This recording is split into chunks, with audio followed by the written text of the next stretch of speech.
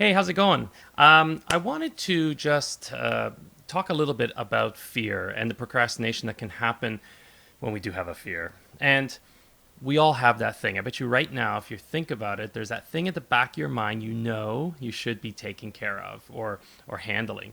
And that could be a conversation that needs to happen. It could be investing money into something that you're not quite sure of. It could be a decision that you're just sitting on. It could be joining a class or a club or a gym and you're dawdling. It could be something artistic like drawing or painting or something that you're kind of holding back, or it can even be, I don't know, asking somebody out. So we all have that thing, and underneath a lot of that is fear. And I'm going to show you a few little tips how to move past that and to get into action. So before I get into that, I just want to share a little bit of a story that explains how that works. So a couple years back, I was writing my book, Longing for the Spirit. And I was doing well. I was like halfway through, and I was just like chugging along. And then the brakes came on. It was just like, "Arr!"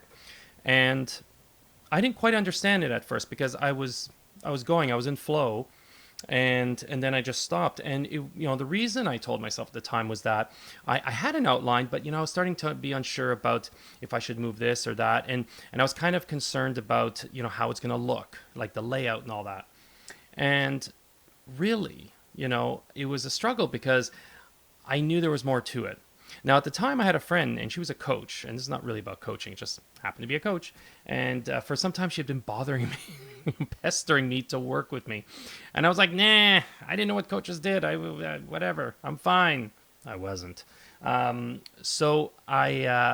She heard about my issue of like just being parked with this book, and she said, okay, that's enough.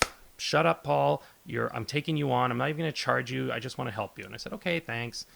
And it was amazing how quickly we got to the root of my writer's block.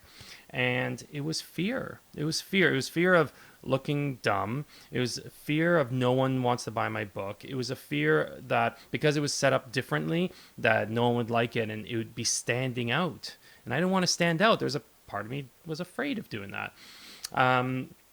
And there was all sorts of fears around that, and probably even some shame still from my story of, because it was a book on addiction and my recovery and spirituality. And so she really helped me to kind of cast light on that.